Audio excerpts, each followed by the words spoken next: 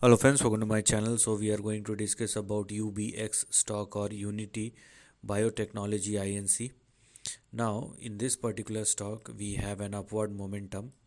Why? Because now the stock has retested the previous lows, has fallen down and then again managed to trade and sustain above this particular line.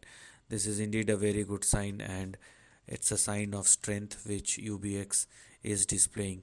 So first of all, these two lines are our support and stop loss. So we're gonna have our support at 1.55 and stop loss at 1.44.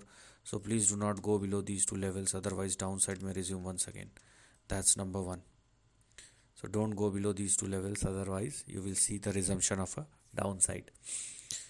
Please understand the fact that we are talking about a biotech stock and these are news sensitive or event sensitive, basically news sensitive stock.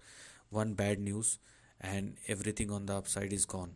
So you better be careful about the risk which these kind of stock throws towards you.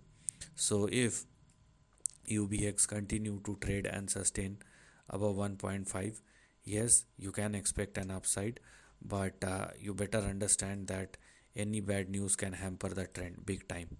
So that's the biggest risk. Because the stock is trading above 1.55, that's why the next couple of targets which are currently active starts with 2, then we have 2.28, we have 2.5 and 2.75. So basically after 1.55, this particular section is something which we are going to look at moving forward. Beyond 2.75 or more, we have further extension or expansion which may push UBX towards or in between, which may push UBX towards or in between 3.23 and 3.88 respectively.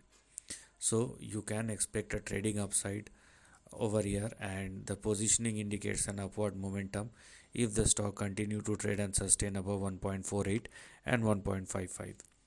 Overall, these kind of trades are not sustainable. So that's another thing which you must taken care of. So you must have a proper plan if you want to enter into this particular stock or these kind of stocks rather. So this is the end of the video. Thanks for watching.